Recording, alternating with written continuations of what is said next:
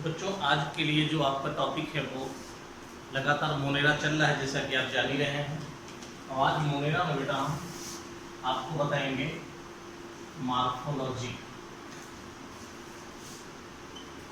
Of bacteria. तो morphology of bacteria में basically हम लोग तीन चीज़ों को मुख्य रूप से ध्यान देंगे। एक क्वेश्चन आपका यहाँ पर बन जाता है कि साइज ऑफ बैक्टीरिया बेटा, और जो बेटा साइज ऑफ बैक्टीरिया बन जाता है तो बैक्टीरिया का पहला क्वेश्चन होता है कैसे होते हैं बैक्टीरिया बेटा, माइक्रोस्कोपिक होते हैं। ये तो बिल्कुल सही है, माइक्रोस्कोपिक होते हैं। इनका साइज जो होता है 0.3 माइक्रोन से लेकर के 3 माइक्रोमीटर तक हो सकता है। 0.3 माइक्रोमीटर से लेकर 3 माइक्रोमीटर्स तक हो सकता है। अब बेटा यहाँ पर क्वेश्चन बनेगा साइज ऑफ बैक्टीरिया में कोई स्मॉलेस्ट बैक्टीरिया बताइए। जब आप बेटा स्मॉलेस्ट बैक्टीरिया का जिक्र करोगे तो डायलिस्टर आ जाता है। क्या आ जाता है बेटा? डायलिस्टर। ठीक, डायलिस्टर हमारे नेज़ोफिलिस में पाया जाने वाला बैक्टीरिया है जो रिस्पिरेटरी डिसऑर्डर कॉज करता है। इसी तरह से लार्जेस्ट बैक्टीरिया की बात हो सकती है बेटा। जब लार्जेस्ट बैक्टीरिया की बात होगी तब पुलोपीसियम, यहाँ पर ई साइलेंट होता है, ई पुलोपीसियम फिसेलसोनी, ये बेटा लार्जेस्ट बैक्टीरिया है। और जब हम कभी बात करते हैं लॉन्गेस्ट बैक्टीरिया की, इसकी लंबाई किस बैक्टीरिया सबसे ज़्यादा होती है, तब बेटा बात करते हैं स्पाइरिलम बैक्टीरिया। तो इस प्रकार से हम सब यहाँ पर साइज ऑफ बैक्टीरिया का डिस्कशन कर रहे थे। तो साइज ऑफ बैक्टीरिया बेटा माइक्रोस्कोपिक होते हैं, बहुत ही छोटे रहते हैं। एक क्वेश्चन यहाँ पर हो जाता है इन बैक्टीरिया का साइज बेटा देख लिया। फिर सेकेंड पॉइंट हम लोग मॉर्फोलॉजी में पढ़ सकते हैं शेप ऑफ बैक्टीरिया। ठीक है, जब शेप ऑफ बैक्टीरिया पर डिस्कशन करेंगे तब बेटा आइए शेप ऑफ बैक्टीरिया पर बात करते हैं। शेप ऑफ बैक्टीरिया का पहला पॉइंट हम लोग यहाँ पर जो मेंशन करेंगे बेटा, वो कहेंगे कैसा बैक्टीरिया होता है, स्फेरिकल कहते हैं। स्फेरिकल मीन्स होता है बेटा गोलाकार बैक्टीरिया। तो हिंदी में अगर आप लिखेंगे तो इसे क्या लिख सकते हैं, गोलाकार बैक्टीरिया, है ना। लॉन्गेस्ट माने लंबाई से है, लार्जेस्ट माने ओवरऑल साइज से होता है। लॉन्गेस्ट माने लंबाई से होता है, जिससे धागा बहुत लंबा होता है। लेकिन रील को कहेंगे रील का साइज बड़ा होता है धागे से, तो धागा और रील जिसमें लपेटी जाती है दोनों अंतर होता है। धागा लॉन्गेस्ट कंडीशन में आ जाएगा और रील लार्ज हो जाएगी। स्फेरिकल गोलाकार बैक्टीरिया को क्या कहा जाता है बेटा, कोकस कहते हैं। और इसी के जो प्लूरल कहते हैं तो कोकाई कहते हैं। कोकस एक को और बहुत से को हम कोकाई कहते हैं। यहाँ पर बेटा क्वेश्चन और फ्रेम होता है, ये कोकस बैक्टीरिया कैसे रहते हैं। अगर बैक्टीरिया ये अकेला रहता है स्फेरिकल, माइक्रोकोकस कहते हैं। अगर दो साथ होते हैं डिप्लोकोकस कहलाता है। 4 हो सकते हैं तो इसे टेट्राकोकस कहते हैं। ये बैक्टीरिया कई बार चैन में पाए जाते हैं, इन्हें बेटा स्ट्रेप्टोकोकस कहते हैं। और कई बार बैक्टीरिया झुंड में रहते हैं, और जब झुंड में होते हैं और अंगूर के गुच्छे के समान नजर आते हैं तो स्टेफाइलोकोकस बैक्टीरिया है। थोड़ा सिंपल सा क्वेश्चन है बेटा, बहुत आसानी से आप इसे याद कर लेते हो। इसे क्या नाम देते हैं, तो बेटा माइक्रोकोकस कहते हैं। 2 होने के कारण इन्हें बेटा डिप्लोकोकस कहते हैं। ठीक है, और 4 होने के कारण इनको बेटा टेट्राकोकस कहते हैं। टेट्राकोकस कहते हैं। और चैन में होने के कारण बेटा स्ट्रेप्टो। अक्सर स्ट्रेप्टोकोकस और स्टेफाइलोकोकस 2 को ध्यान में रखने की जरूरत है। स्टेफाइलोकोकस जैसे अलेक्जेंडर फ्लेमिंग जिन्होंने एंटीबायोटिक पेनिसिलिन की खोज की थी, तो किस बैक्टीरिया का कल्चर कर रहे थे, वो बेटा स्टेफाइलोकोकस बैक्टीरिया का कल्चर कर रहे थे। वहां पर मोड पेनिसिलियम नोटेटम आ गया, ठीक है ना। और फिर वहां पर उसने उस बैक्टीरिया की ग्रोथ को नहीं होने दिया, क्योंकि वो उससे निकलने वाला chemical antibiotic penicillin cell wall की ग्रोथ को रोकता है। तो इस प्रकार से एक चीज है। कई बार क्यूब के आकार का होता तो सेल्सिनी कहते थे बेटा, कई बार क्यूब के आकार में ये बैक्टीरिया पाए जा सकते हैं, क्यूब यानी इसमें कि आपसे कहा 4 बैक्टीरिया लंबाई चौड़ाई में एक समान ऐसे लगे होते हैं, ऐसे 4 बैक्टीरिया लंबाई चौड़ाई ऐसे और फिर ऐसे और फिर ऐसे और ऐसे, इसे सेल्सिनी कहते हैं, सेल्सिनी। तो मुझे लगता है बहुत अच्छे से आप इस बात को समझ पा रहे होंगे। इस करेक्ट बेटा? बेसिक चीज ये है, मैंने फिर कहा है बेटा, आप किसी भी एग्जाम के लिए जब आप अपियर होते हैं तो उसमें सिस्टमेटिक स्टडी बहुत इंपॉर्टेंट होती है, तो इसलिए आप इस वीडियो को लगातार सिस्टमेटिक ढंग से वॉच करते रहिए, आपके मार्क्स निश्चित रूप से बढ़ने तय हैं। सेकंड नंबर पे हम बात करते हैं स्फेरिकल के बाद बेटा रॉड शेप्ड की बात करेंगे। रॉड शेप्ड का मतलब रॉड ही हो गया बेटा, और इस बैक्टीरिया को क्या कहते हैं? बेसिलस कहते हैं, और जब ग्रुप में होगा तो बेसिलाई कहते हैं, प्लूरल में बेसिलाई कह देंगे, ठीक, अकेले में बेसिलस कहेंगे। अब सवाल है बेसिलस बैक्टीरिया कैसे होते हैं? तो बेसिलस बैक्टीरिया देखो ऐसा है, अकेले भी हो सकता है, 2 होंगे तो इसे डिप्लोबैसिलस कह देंगे, और 2 होंगे एक साथ तो इन्हें डिप्लोबैसिलस कह देंगे। और कई बार रॉड शेप्ड बैक्टीरिया बेटा चैन में भी हो सकते हैं, जब चैन में होंगे तब इनको बेटा स्ट्रेप्टोबैसिलस, इसको मैं नाम लिख नहीं रहा हूं, ये बेसिलस है, ये डिप्लोबैसिलस है, स्ट्रेप्टो। स्ट्रेप्टो का मतलब मैंने चेन में कहा है, ठीक, चेन में जब व्यवस्थित होते हैं तब इसे स्ट्रेप्टोबैसिलस कहते हैं, और जब अंगूर के गुच्छे की तरह व्यवस्थित होते हैं, अंगूर के गुच्छे की तरह व्यवस्थित होते हैं तो वो स्टेफाइलो कहलाते हैं। क्यूब घनाकार कह सकते हैं। फोकस बैक्टीरिया जब घनाकार स्थिति में अरेंज हो जाते हैं तब उन्हें बेटा सेल्सिनी कहते हैं। इसके बाद नेक्स्ट नंबर में आ जाता है नंबर 2, नंबर 3 में आ जाता है बेटा हम लोग कॉमा शेप्ड बैक्टीरिया कहते हैं। कॉमा शेप्ड बैक्टीरिया जब कहा जाता है तो कॉमा शेप्ड बैक्टीरिया को बेटा विब्रियो कहते हैं, विब्रियो कॉलेरी, है ना। और ये कॉमा शेप्ड बैक्टीरिया यूं नजर आता है, ये बैक्टीरिया बेटा कॉमा शेप्ड होगा।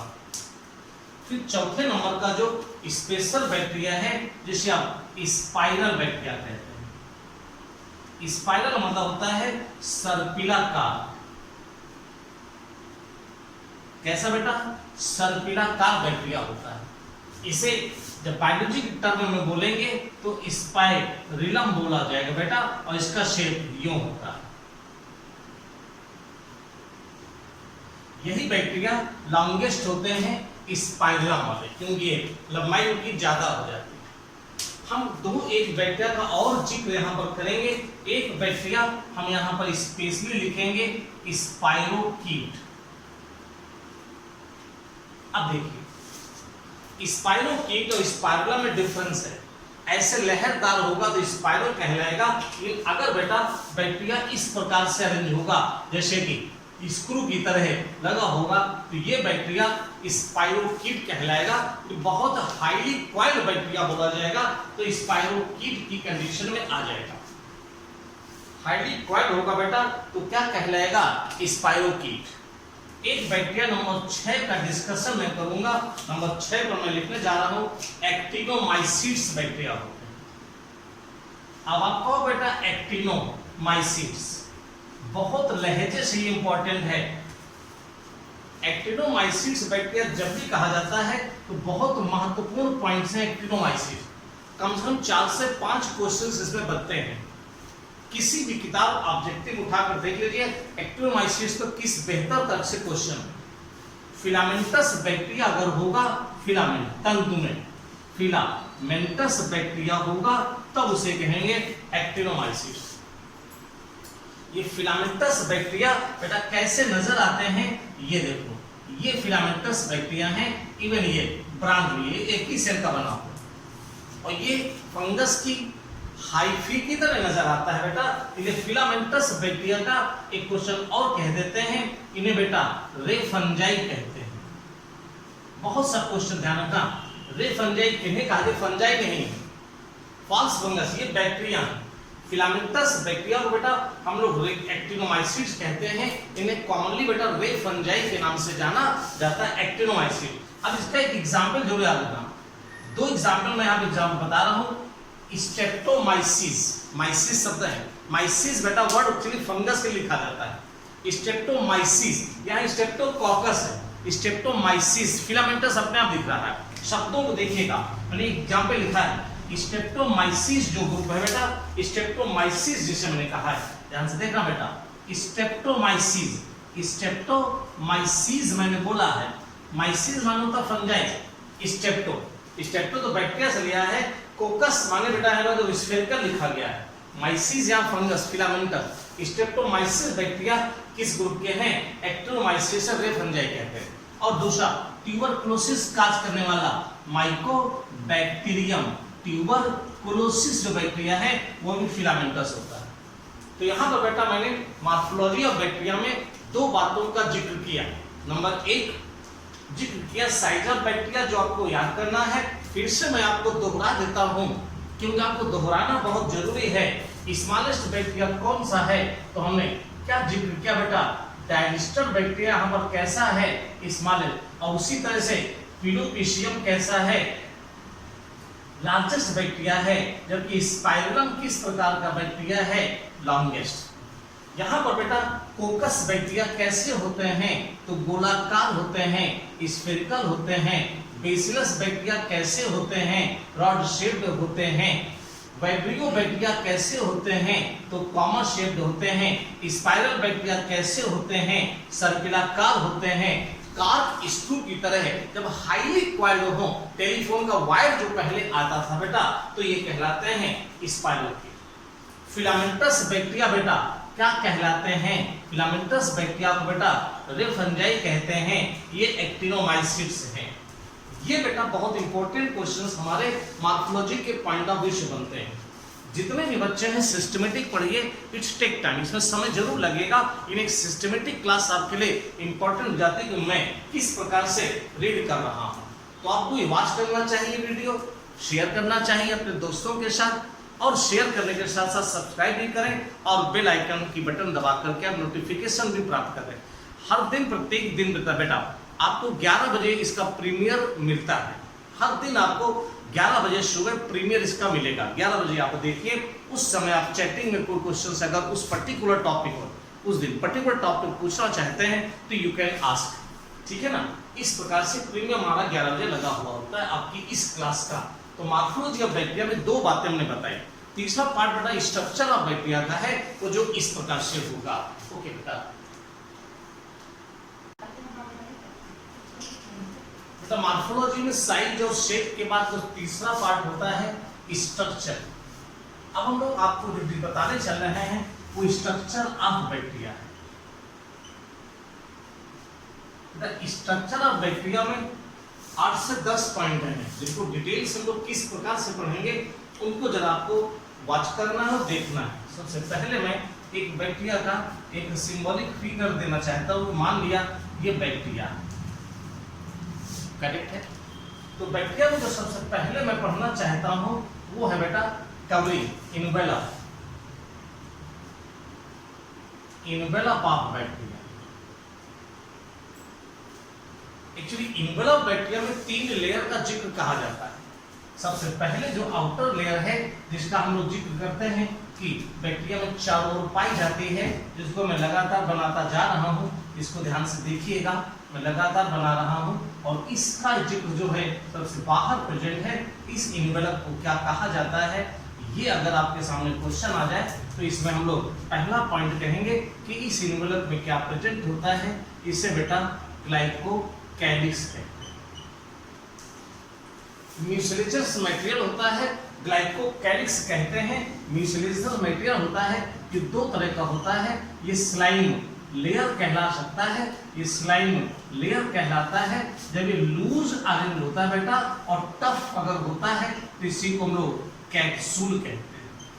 अगर यही लेयर बेटा टफ होती है, रिजिड होती थोड़ी सी, तो कैप्सूल कहलाती है। ग्लाइकोकैलिक्स अगर लूज लेयर होती है तो इसे स्लाइम लेयर कहते हैं, टफ होती तो इसे कैप्सूल कहा जाता है।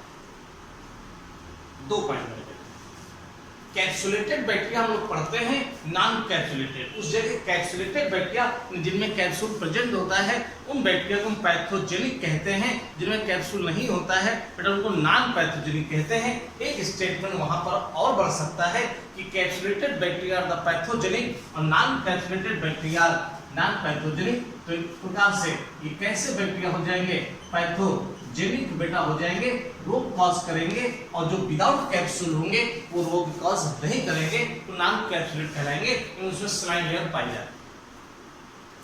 सेकेंड पार्ट जो इन्वेलप ऑफ द बैक्टीरिया का इंपॉर्टेंट है बेटा, उसका डिस्कशन करेंगे तो हम लोग सेल वॉल कहेंगे। और सेल वॉल कैसी होती है, पहला पॉइंट तो बेटा रिजिड होती है, टफ होती है, ये बात कहनी। रिजिड होती है, टफ होती है, ये क्वेश्चन बताना है कि बैक्टीरिया की सेल वॉल कैसी होती है, रिजिड होती है, टफ होती है।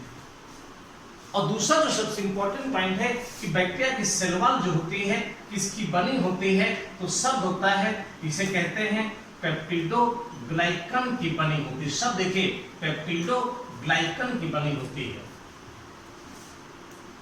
म्यूकोपॉलीपेप्टाइड के नाम से भी इनको जाना जाता है। लेकिन जब हम कहेंगे कि पॉलीपेप्टिडोग्लाइकन की जो सेल वॉल होती है कहां प्रेजेंट होती है, 2 जगह बताओगे, बैक्टीरिया में भी होती है और साइनोबैक्टीरिया में भी होती है, यानी कि ब्यूबुलिन एल्गी में होती है। चलिए इस पेप्टिडोग्लाइकन का थोड़ा सा हम लोग संधि विच्छेदन कर लेते हैं, इसको डाइसेक्ट करते हैं, इसकी सर्जरी पर पहुंचते हैं। जब सर्जरी पर पहुंचते हैं तो इसके बेटा 2 कंपोनेंट मुझे और आपको नजर आ रहे होते हैं। एक कंपोनेंट पेप्टाइड होता है बेटा, पेप्टाइड आपको दिख ही रहा है, दूसरा ग्लाइकन नजर आ रहा है। जब ग्लाइकन नजर आ रहा है तो इसको हम लोग कार्बोहाइड्रेट कहते हैं बेटा, ये कार्बोहाइड्रेट होता है। और पेप्टाइड को बेटा एमिनो एसिड कहा जाता है। आपको पता होना चाहिए पेप्टाइड मींस एमिनो एसिड्स,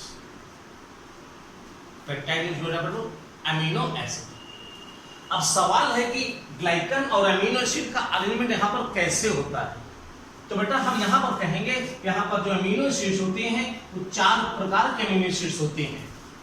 कौन सी होती हैं, तो कहते हैं L-एलेनिन होती है। कौन सी होती है, L-एलेनिन होती है, और D-एलेनिन भी पाई जाती है, और D ग्लूटामिक एसिड होती है बेटा, ठीक है ना, और L-लाइसिन।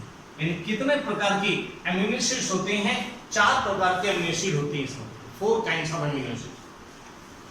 हम सब कहेंगे यहाँ पर ग्राम नेगेटिव बैक्टीरिया में डाइएमिनो पॉमिलिक एसिड अलग प्रकार की है जो L-लाइसिन की जगह पाई जाती है। फिर से सुनिए, डाइएमिनो पॉमिलिक एसिड, डाइएमिनो पॉमिलिक DAP कहते हैं, डाइएमिनो पॉमिलिक एसिड ग्राम नेगेटिव बैक्टीरिया में प्रेजेंट होती है, ग्राम नेगेटिव बैक्टीरिया में प्रेजेंट होती है। मैं यहीं पर उसका जिक्र करता चल रहा हूं, जो L-लाइसिन की जगह पाई जाती है। बहुत इंपॉर्टेंट और क्रूशियल है।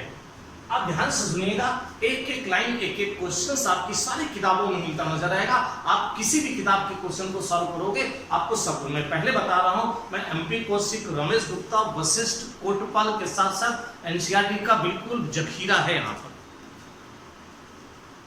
आपके टीचर, आपके सर के पास, ज्ञानी सर के पास। और जब ग्लाइकन की बात करते हैं, कार्बोहाइड्रेट बात करते हैं, तो 2 कार्बोहाइड्रेट हैं, एक को बेटा नाग कहते हैं और एक को नाम कहते हैं, N-एसिटिल ग्लूकोजामिन और N-एसिटिल म्यूरेमिक एसिड। N-एसिटिल ग्लूकोजामिन और N-एसिटिल म्यूरेमिक एसिड नाग। ये जो कार्बोहाइड्रेट है N-एसिटिल ग्लूकोज एमीन, यानी ग्लूकोज में एमीन लगा हुआ है, तो N-एसिटिल ग्लूकोज एमीन ये बैक्टीरिया काइटिन, फंगस की सेल वॉल जो काइटिन की बनी थी उसमें भी पाया जाता है। तो फंगस की सेल वॉल में ये नहीं होता है, ये होता है केवल नाभ। यहाँ एक क्वेश्चन और बन गया। पढ़ाई के समय ये बहुत ध्यान देना होता है कि कोई चीज आप पढ़ रहे हो तो आपके एग्जाम में बेटा 4 ऑप्शन आते हैं। हमने क्या पढ़ा है ये महत्वपूर्ण नहीं होता है, महत्वपूर्ण ये होता है जब एग्जाम में हम 4 ऑप्शंस देख रहे हैं तो उस ऑप्शन में मेरे द्वारा याद किया हुआ ऑप्शन और बाकी 3 ऑप्शन जो गलत है, 75% जो गलतियां बता रहा है क्वेश्चन, पर 25% एक ऑप्शन सही है, 3 ऑप्शन गलत है, तो हम कैसे कंपेयर कर पाए। ये नाग बेटा काइटिन में पाया जाता है और ये सेल वाला बैक्टीरिया में है और काइटिनस एक्सोस्केलेटन आर्थ्रोपोडा इंसेक्ट में। चलिए अब ये अरण्य कैसे होते हैं, तो इसका भी मैं यहां पर जिक्र करूंगा। बेटा ये नाग है, ये नाम है, ये नाग है, ये नाम है, ये नाग है, ये नाग, ओके। ये उसी तरह से नाम है, ये बेटा नाग है, ये नाम है, ये बेटा नाम। इस प्रकार से ये एक और बना सकते हो ऐसे, यानी नाग और नाम यहाँ पर अल्टरनेटिव प्रेजेंट, बिल्कुल बहुत अच्छे ढंग से आप इसको ऑब्जर्व करते हैं। इनमें हमें मालूम है शुगर की भी जो बॉन्ड होता है उन बॉन्ड को क्या कहा जाता है, यू नो वेल, क्या कहते हैं, ये बीटा ग्लाइकोसिडिक बॉन्ड होता है, ये बीटा ग्लाइकोसिडिक बॉन्ड होता है। अब आपको एक चीज और दिखानी है, एमिनो एसिड कहां होती है, तो एमिनो एसिड बेटा प्रेजेंट होती है ऐसे 1 2 3 4, 1 2 3 1 2 3 4, ये नेटवर्क बन जाता है बेटा, मैश लाइक नेटवर्क लाइक बन जाता है। और नेटवर्क लाइक स्ट्रक्चर बेटा जब प्रेजेंट होता है तब आगे इसी को कहते हैं cell wall of the bacteria peptidoglycan की बनी है, पेप्टाइड प्रेजेंट होता है, इन 4 प्रकार के एमिनो एसिड प्रेजेंट होते हैं, कार्बोहाइड्रेट ग्लाइकन प्रेजेंट होता है, जो 2 प्रकार का है, इनके नाम मैंने इस प्रकार से डिस्कस किए हैं। और ये नेटवर्क प्रकार के सेल वॉल पाई जाती है, ये पेप्टिडोग्लाइकन है जो मैंने आपको डिस्कस किया।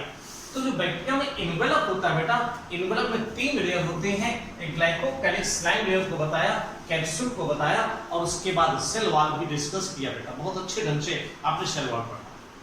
मैं यहाँ पर कुछ पॉइंट्स लिखना चाहता हूँ, क्या सभी बैक्टीरिया में सेल वॉल प्रेजेंट होती है, मैं एक्सेप्शन लिखना चाहता हूँ, यहाँ पर कुछ एक्सेप्शन, कुछ एग्जाम्पल दे रहा हूँ।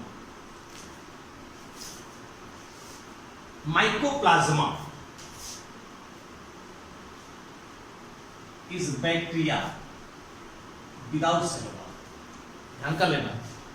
Mycoplasma is bacteria without cell wall, रख लेना, याद कर लेना। Mycoplasma is bacteria without cell wall, ठीक है।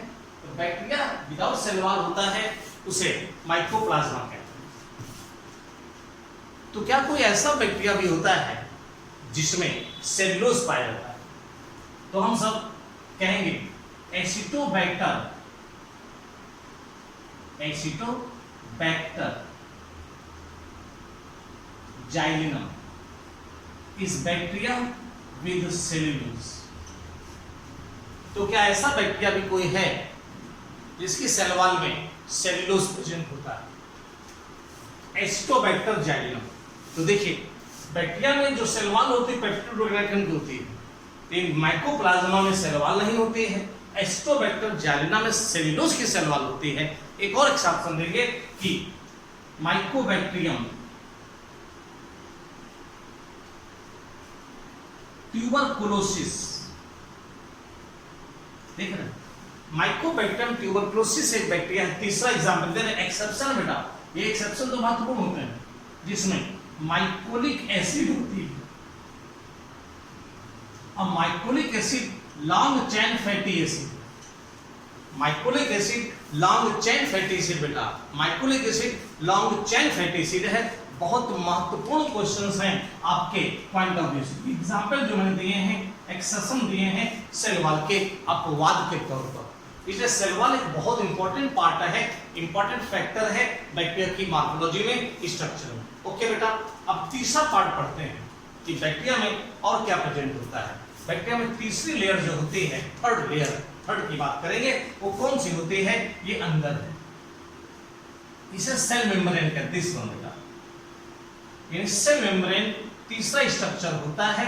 सेल मेम्ब्रेन बेटा तीसरी स्ट्रक्चर होती है जो फास्फोलिपोप्रोटीन की यूनिवर्सली, वही करेक्टर सेल मेम्ब्रेन। अब यहां पर पढ़ना जरा, 2 बातें पढ़ेंगे। सेल मेम्ब्रेन फास्फोलिपोप्रोटीन की बनी होती है। यूकैरियोटिक सेल मेम्ब्रेन के सिमिलर बैक्टीरिया में भी पाए। दो शब्द ध्यान से जान, बैक्टीरिया इन प्रोकैरियोटिक सेल और यूकैरियोटिक सेल दोनों के सेल मेम्ब्रेन की कंपोजिशन सेम होती है, बस यूकैरियोटिक सेल की सेल मेम्ब्रेन में स्टेरॉल्स प्रेजेंट होते हैं, जबकि बैक्टीरिया प्रोकैरियोटिक सेल की सेल मेम्ब्रेन में स्टेरॉल्स नहीं पाए जाते हैं। कंटेंट में बहुत ही मजबूती है, कंटेंट बहुत ही बढ़िया है। आपके यहाँ नहीं, उत्तर प्रदेश लोक सेवा आयोग में कोई भी संघ लोक सेवा का कोई भी पेपर आप निकालेंगे बायोलॉजी के पॉइंट ऑफ व्यू से, तो आपको 100% सिलेबस यहाँ पर मिलने वाला है। मार्केट में जितने भी आपके जनरल स्टडीज से लेकर के जितने भी क्वेश्चंस आपको होंगे, हमारा जिस दिन पूरा बायोलॉजी का वीडियो आपके सामने आ जाएगा, लगेंगे 3 से 4 महीने लगेंगे बेटा उसमें बायोलॉजी पूरी आ चुकी होगी। इन 4 महीने में 5 महीने भी हो सकते हैं, देखते हैं कितना लॉकडाउन में कितना मैं क्या पढ़ा पा रहा हूँ, कि उनमें जब कंप्लीट बायोलॉजी आएगी वापस कंप्लीट पैकेज होगा बेटा। मतलब उसके बाद जब आप इसको देखेंगे तो आपको सारा मैटर दिखाई देगा। यूपी संघ लोक सेवा को जितने भी क्वेश्चन उत्तर प्रदेश में सारे क्वेश्चन आपको मिलने वाले।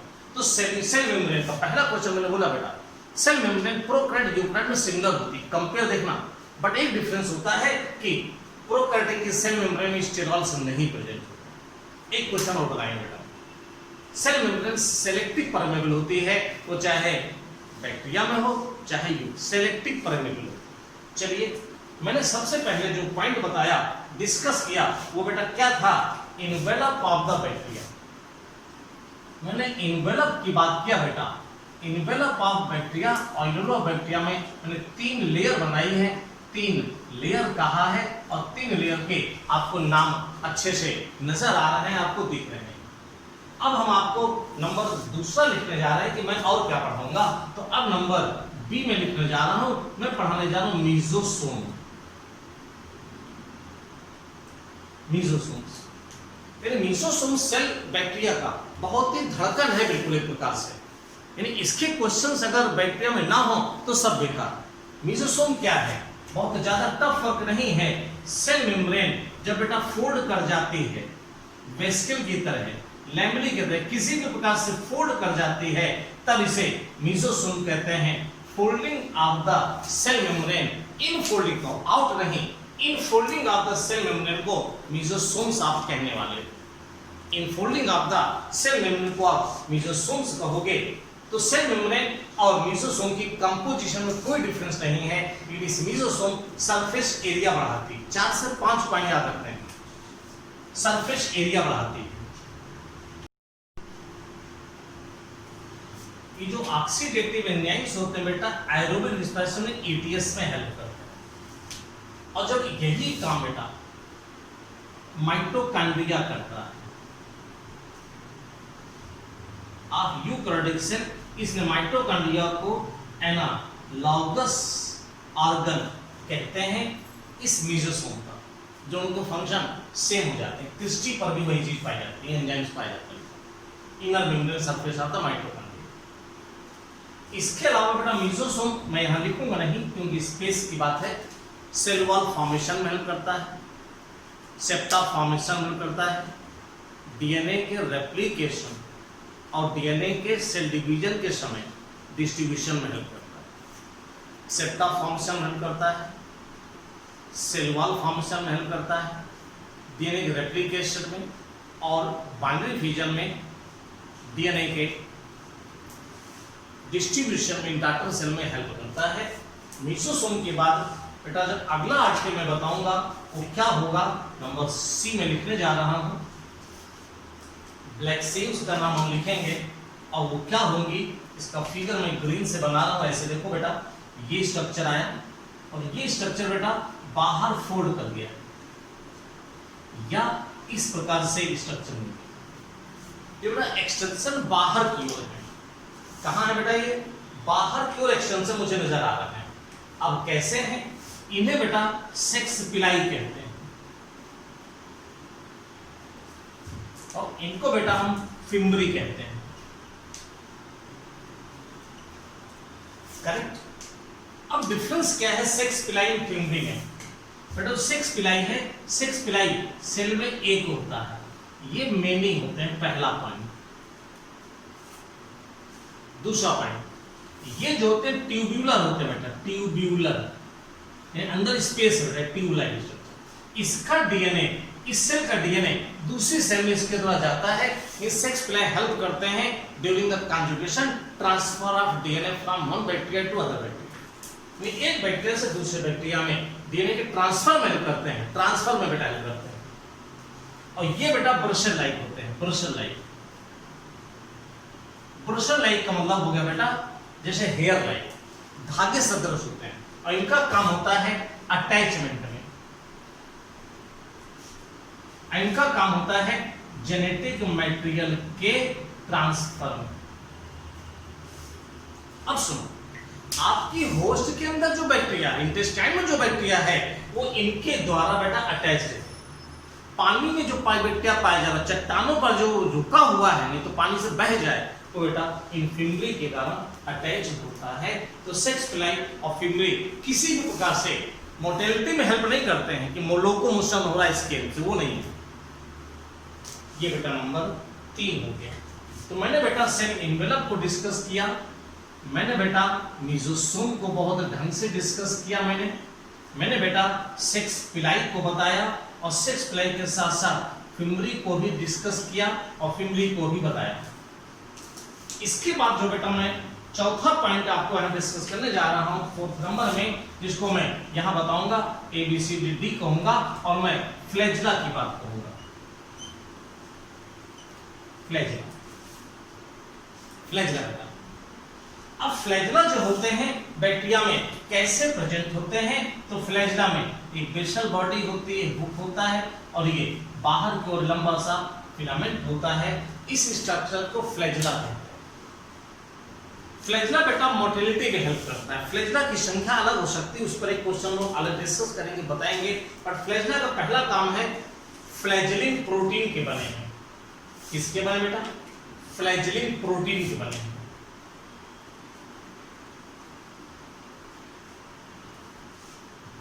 ठीक है, फ्लैजेला बेटा मोटिलिटी में हेल्प करते हैं।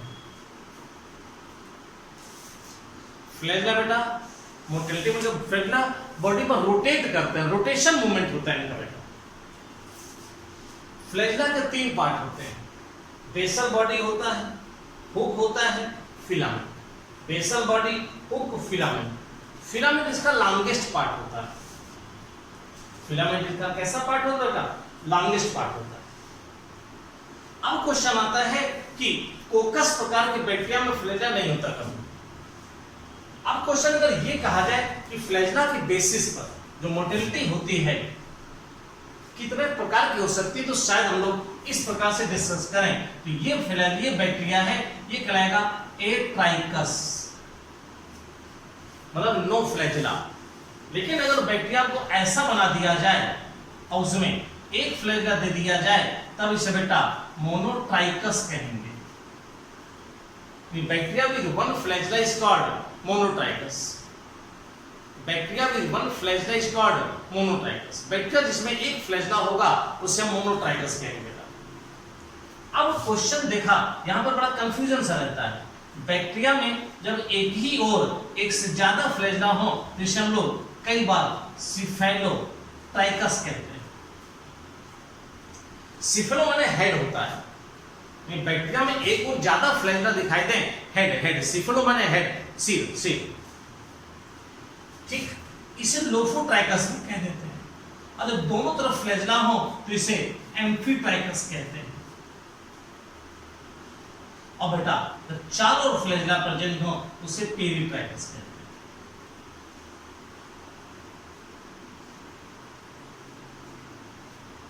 अब सवाल एक लोफोट्राइकस वर्ड आता है बेटा, यानी कि दोनों ओर फ्लैजेला, दो से ज्यादा भी हो सकते हैं, 2 भी हो सकते हैं, उससे ज्यादा भी हो सकते हैं। लोफोट्राइकस, सिफेलोट्राइकस को ही कई बार लोफोट्राइकस वर्ड यूज कर लिया जाता है, बट सिफेलोट्राइकस एक बेस्ट वर्ड हो जाती है। तो ना 4 बातें मैंने डिस्कस की along with the cell wall, envelope में 3 स्ट्रक्चर्स और इसके बाद ये पार्ट। अब आते हैं हम लोग सेल के इस तरफ, इस पार्ट को लाते हैं ABCDE, इधर आइए। और सेल का क्या पढ़ेंगे? अगली हेडिंग बेटा पढ़ेंगे ऑन साइटोप्लाज्म पढ़ेंगे। मैं यहां पर आपको क्या बता चुका हूं बेटा, अबाउट द फ्लैजेला बता चुका हूं। 1+0 एलिमेंट होता है, इसको मैं सेल वाले स्ट्रक्चर में डिटेल करूंगा चलकर। बेटा अब साइटोप्लाज्म के बारे में बताना है। तो साइटोप्लाज्म क्या होता है, तो सेल के अंदर भरा हुआ जितना भी सेमी सॉलिड मैट्रिक्स होता है उसको हम लोग साइटोप्लाज्म कहते हैं। और साइटोप्लाज्म में बेटा दो चीजें ध्यान रखते हैं, विद एंड विदाउट। साइटोप्लाज्म में क्या चीज होता है और क्या चीज नहीं होता है, विद क्या पाया जाता है और विदाउट क्या नहीं होता। तो क्या नहीं होता है, साइटोप्लाज्मिक मूवमेंट नहीं होता, जिसे साइक्लोसिस कहते हैं, ये नहीं होता है। दूसरा क्या नहीं होता है, मेम्ब्रेन बाउंड ऑर्गेनेल नहीं होते हैं। मेम्ब्रेन बाउंड ऑर्गेनेल नहीं होते हैं। दो चीजें हो गई, मेम्ब्रेन बाउंड ऑर्गेनेल्स नहीं होते हैं और वैक्यूल नहीं होता है, यानी सैप नहीं होता है, यानी सेल सैप नहीं होता है, यानी कि वैक्यूल नहीं पाया जाता है, लार्ज वैक्यूल जिसे कहते हैं वो नहीं होता है। और क्या चीज प्रेजेंट होता है, साइटोप्लाज्म क्या प्रेजेंट होता है, तो 70s प्रकार का राइबोसोम प्रेजेंट होता है और रिजर्व फूड प्रेजेंट होता है। 70s प्रकार का राइबोसोम पाया जाता है। और क्या चीज प्रेजेंट होते हैं, ऑर्गेनेल में 70s राइबोसोम होता है और क्या प्रेजेंट होते हैं साइटोप्लाज्म में, उसको बताते हैं। तो हमने कितनी बातें बताई साइटोप्लाज्म में, ABCDE के बाद में F बताने चला। अगर मैं कहूंगा F में मैं किसको चीज को प्लेस करूंगा, तो मैं कहूंगा इनमें न्यूक्लियोइड की बात करूंगा, यानी कि इसमें जो इंसिपिएंट न्यूक्लियस होता है बेटा, उनकी बात करूंगा। क्या कैरेक्टरिस्टिक्स है इंसिपिएंट न्यूक्लियस की, ये देखिए बेटा, ये देखा आपने, ये है इंसिपिएंट न्यूक्लियस। बेटा ये आप कहोगे डीएनए के चारों न्यूक्लियर मेम्ब्रेन है, इंसिपिएंट न्यूक्लियस मतलब primitive nucleus. Primitive nucleus, primitive nucleus में क्या चीज नहीं होती है, no nuclear membrane, no nucleoplasm, correct. Nuclear membrane नहीं होती है, न्यूक्लियोप्लाज्म नहीं होता है और बेटा न्यूक्लियोलस नहीं होता, नो न्यूक्लियोलस और नो हिस्टोन प्रोटीन। इतनी चीजें नहीं होती बेटा, इतनी चीज इसमें नहीं पाई जाती। तो हकीकत में इसमें प्रेजेंट न्यूक्लियोइड किसे कहते हैं, न्यूक्लियोइड बेटा एक्चुअली एरिया होता है, न्यूक्लियोइड ये एरिया होता है, उस एरिया को न्यूक्लियोइड कहा जाता है। कोई कवरिंग कोई मेम्ब्रेन है, उसके बावजूद भी ये अपनी जगह पर प्रेजेंट होता है, इधर उधर घूमता नहीं है, घूमता नहीं है। आपसे कभी पूछा जाए क्या बैक्टीरिया के डीएनए में न्यूक्लियर मेम्ब्रेन नहीं होती, फिर भी क्या डीएनए जो है साइटोप्लाज्म के इधर उधर नाचता रहता है, आपका जवाब होगा नो, वो फिक्स रहता है अपनी जगह पर।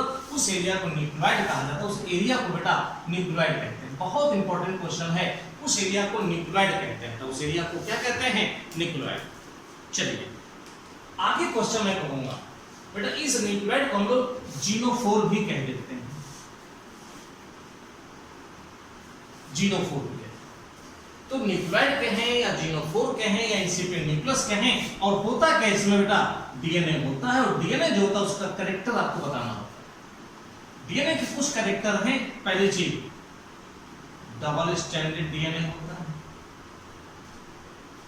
वन मॉलिक्यूल होता है,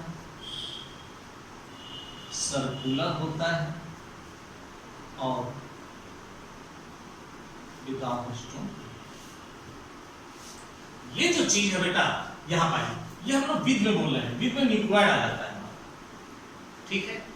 अब एक क्वेश्चन और आ जाता है, हम कहेंगे ये genetic material F A B C D E F G आ गया, जी में बेटा प्लाज्मिड बोलते हैं। प्लाज्मिड क्या है, प्लाज्मिड भी एक डीएनए है, इसे बेटा एक्स्ट्रा क्रोमोसोमल डीएनए कहते हैं। इसको जरा सुनिएगा, बैक्टीरिया में बेटा एक्स्ट्रा क्रोमोसोमल डीएनए होता है। क्या होता है बेटा? एक्स्ट्रा क्रोमोसोमल डीएनए होता है, यानी इस न्यूक्लियर डीएनए के अलावा एक डीएनए होता है, क्रोमोसोमल डीएनए के अलावा और डीएनए होता है। ये डीएनए इसी कैरेक्टर का होता है, सेल्फ रेप्लिकेटिंग होता है, इंडिपेंडेंट होता है। ये डीएनए भी बेटा डबल स्ट्रैंडेड होता है, एक मॉलिक्यूल होता है, सर्कुलर होता है, विदाउट हिस्टोन प्रोटीन होता है और सेल्फ रेप्लिकेटिंग। इसमें भी सेल्फ रेप्लिकेशन है और इनमें भी सेल्फ रेप्लिकेशन होता है। इसके डीएनए में कंडीशंस रहते हैं और वो तीन में बोल रहा हूं, तीन कंडीशन, तीन कैरेक्टर है। एक बेटा ये डीएनए कहलाता है एफ डीएनए, एफ प्लाज्मिड। इसके कारण अगर ये प्रेजेंट होता है तो बैक्टीरिया पॉजिटिव कहलाता है, और नहीं होता है एफ नेगेटिव कहलाता है। वो बैक्टीरिया जिसमें ये डीएनए प्रेजेंट होता है वो मेल कहलाता है, वो बैक्टीरिया जिसमें डीएनए नहीं होता है वो फीमेल के नाम से जाना जाता है। दूसरे को बेटा आर प्लाज्मिड कहते हैं। ऐसा डीएनए जिसमें ऐसे जीन हो जो एंटीबायोटिक रेसिस्टेंट हो, जो ड्रग रेसिस्टेंट होते हैं, इसको बायोटेक्नोलॉजी बहुत अच्छे से पढ़ते हैं, आर प्लाज्मिड किन्हें कहते हैं। यानी बैक्टीरिया में पाया जाना वो एक्स्ट्रा क्रोमोसोमल डीएनए जिसमें एक ऐसा जीन प्रेजेंट हो जो बैक्टीरिया को मारने के लिए आया हुआ एंटीबायोटिक है, उसका विरोध करे, उसे आर प्लाज्मिड कहते हैं। और तीसरा बेटा कोर प्लाज्मिड के नाम से जाना जाता है। तो तीन प्रकार के प्लाज्मिड इसमें पाए जाते हैं, जिनमें सबसे मुख्य रूप से एफ प्लाज्मिड और आर प्लाज्मिड का जिक्र करते हैं। कई बार बेटा जब प्लाज्मिड एफ प्लाज्मिड जब इनसे मिल जाता है उसको एपिसोम बोलते हैं, एपिसोम बोलते हैं। क्या बोलते हैं बेटा? एपिसोम। तो साइटोप्लाज्म में ABCDEFG के बाद बेटा क्या से प्रेजेंट होता है? ABCDEFG के बाद नंबर H, क्रोमेटोफोर। अब देखिए बेटा क्रोमेटोफोर्स क्या है? बेटा सेल की जो ये दिख रही है, यही जो मेम्ब्रेन है, जो सेल मेम्ब्रेन हमें ये दिखाई दे रही है, यही बहुत बार अंदर को फोल्ड करके ऐसे प्रेजेंट होते हैं और सभी बैक्टीरिया में नहीं होते हैं। क्रोमेटोफोर्स में बेटा क्या प्रेजेंट होते हैं? तो जवाब आता है फोटोसिंथेटिक पिगमेंट। तो बेटा फोटोसिंथेटिक पिगमेंट होने का मतलब है कि सभी बैक्टीरिया में नहीं होते हैं, कुछ बैक्टीरिया में होते हैं। ग्रीन सल्फर बैक्टीरिया और पर्पल सल्फर बैक्टीरिया जो आप पढ़ते हो, यहाँ दो आ जाते हैं बेटा। एक ग्रीन सल्फर बैक्टीरिया होता है, एक पर्पल सल्फर बैक्टीरिया होता है। Green sulphur bacteria example Chlorobium होता है और इनका एग्जाम्पल बेटा क्रोमेसियम होता है। ठीक, ग्रीन सल्फर बैक्टीरिया में जो पिगमेंट होता है उसे बैक्टीरियोविरिडिन कहा जाता है, और जो इसमें होता है इन्हें बैक्टीरियो परप्यूरिन कहा जाता है। इस प्रकार से आपने ये देखा कि ग्रीन सल्फर बैक्टीरिया में बेटा बैक्टीरियोविरिडिन होता है, पर्पल सल्फर बैक्टीरिया में बैक्टीरियो परप्यूरिन प्रेजेंट होता है।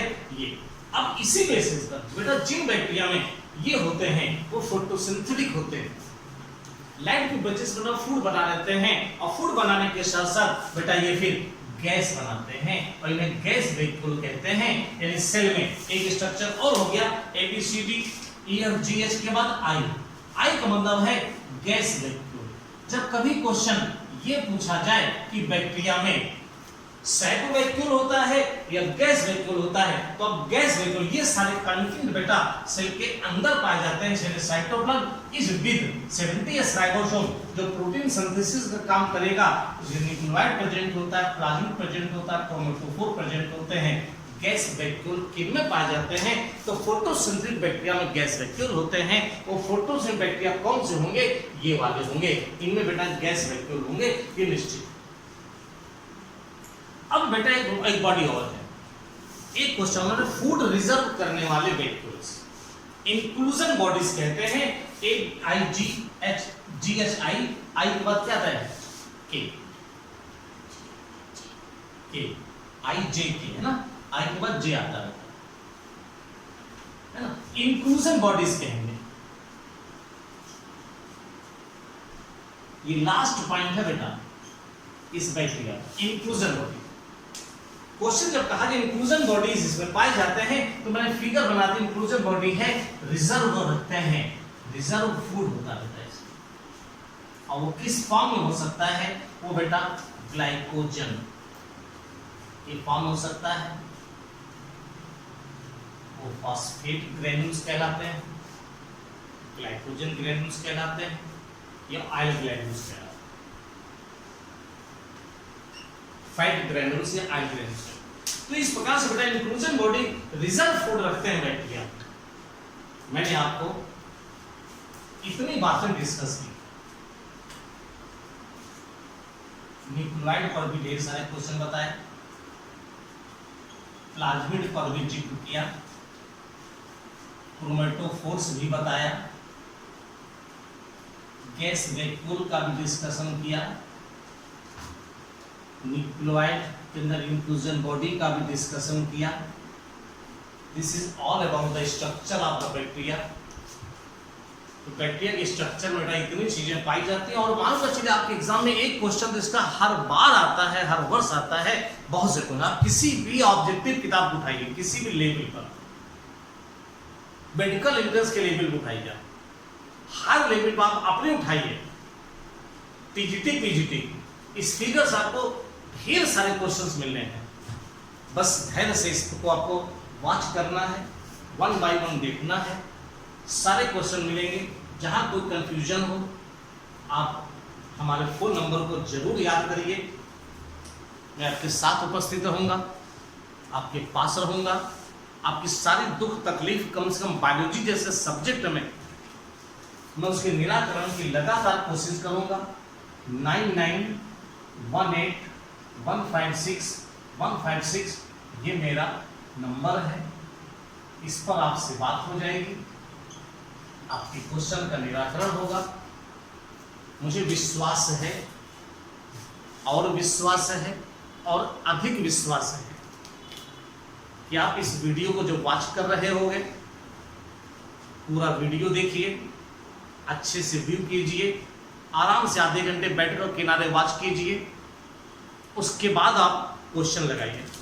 आपको क्वेश्चन ढेर सारे लगाने हैं, और जब किताब के क्वेश्चन उठाकर आप लगाएंगे, आप जिस लेवल पर पढ़ाई करते हो वो लेवल आपका बहुत अच्छा है, लेकिन आपको रिवीजन बार बार करना है। रिवीजन बार बार करने में एक क्वेश्चन को मैं 10 बार भी बोलूँगा। मैंने कहा है बहुत जल्दी मैं जितने भी एग्जाम में आपके क्वेश्चन आए हुए हैं उन क्वेश्चन के डिस्कशन और सोल्यूशन के लिए मैं एक वीडियो बना रहा हूँ, वो बहुत जल्दी आपके पास आएगा। वीडियो को आप देखते रहिए, लाइक कीजिए, शेयर कीजिए दोस्तों के साथ, सब्सक्राइब कीजिए, बेल आइकन बटन दबाकर नोटिफिकेशन प्राप्त करें। बहुत से बच्चों के फ़ोन लगातार आ रहे हैं, मैसेज लगातार आ रहे हैं कि सर वीडियो में कंटेंट ठीक है, वीडियो में कंटेंट बहुत अच्छे हैं, क्या ये क्लास हमारी लगातार मुझको मिलती रहेगी? तो मैं आपको विश्वास दिला रहा हूँ, ये क्लास, मेरी जो क्लास है, कंप्लीट बायोलॉजी का पैकेज आपको लगातार मिलता रहेगा। अभी आप YouTube चैनल पर प्राप्त कर रहे हैं, इनकी सारी चीज़ों को प्राप्त करने, जैसे बैक्टीरिया के यहाँ तक का मैटर आपके पास है, इनके सारे वीडियो को प्राप्त करने के लिए आपको पहुँचना पड़ेगा। जैसे मैं आपको इतना वीडियो बनाकर डाल दूंगा YouTube पर, चलिए उसके बाद में क्या करूँगा, रिमेनिंग वीडियो हमारे ऐप पर आ जाएगा और आपको ऐप पर देखना पड़ेगा। तो आप इस बात को ध्यान रखिए। अभी तो आप इसे वॉच कीजिए, लाइक कीजिए, शेयर कीजिए और एंजॉय कीजिए। मालूम है आपके पास बड़ी समस्याएं हैं, मेरे पास बड़ी समस्याएं हैं कि मैं टाइम नहीं निकाल पा रहा हूँ आपके लिए, फिर भी मैं कोशिश करता हूँ किसी भी प्रकार से। जैसे इस समय क्या टाइम हो रहा मैं आपको नहीं बताऊँगा, लेकिन वीडियो तो बना ही रहा हूँ ना। मैं आपको वीडियो का टाइम बता दूंगा तो आप कहेंगे लो सर क्या इस टाइम की वीडियो बना रहे होते? तो बेटा जब भी मेरा मन करता है उस समय, तो दोपहर के 12 बजे हो या रात में 9 बजे खाना खाने के बाद जब मैं छत पर टहलने जाता हूँ, उसके बाद मन करता है चलो आज वीडियो बना दूँ, तो मैं वीडियो बनाता हूँ 11 बजे 12 बजे रात में। कोई ड्यूरेशन नहीं, कोई टाइम नहीं है, घर पर है बैठे पर बना रहे हैं आपके लिए। तो आपके लिए जब भी याद आ जाती है मैं चीज़ें आपको उपलब्ध कराता रहता हूँ, उपलब्ध कराता रहूँगा। आप विश्वास कीजिए मेरी इस बात का कि आने वाले 4 से 5 महीने में मेरी बायोलॉजी का संपूर्ण कंटेंट आपको उपलब्ध होगा, संपूर्ण कंटेंट यानी यूट्यूब पर अवेलेबल होगा। उससे कहीं ज़्यादा यूट्यूब पर तो सारी चीज़ें लोड नहीं होंगी बेटा, हमारे ऐप पर सारी चीज़ें आपको मिल जाएंगी। क्वेश्चंस का बिल्कुल पीडीएफ, ये जितना मैटर है थ्योरी में पीडीएफ आप चाहेंगे तो वहाँ अवेलेबल है, बिल्कुल आपको लिखना कुछ नहीं है, वहाँ पर बिल्कुल पॉइंट टू पॉइंट सब कुछ लिखा हुआ बेटा, एवरीथिंग। और उसको आप थ्योरी में लैंग्वेज लिखी पूरी, कैसे लैंग्वेज लिखी, इन सब चीज़ों के बारे में लैंग्वेज लिखी प्रॉपरली, आप पीडीएफ आप जाकर वहाँ से प्राप्त कर सकते हैं और ले सकते हैं। ठीक है, ओके, थैंक यू बेटा।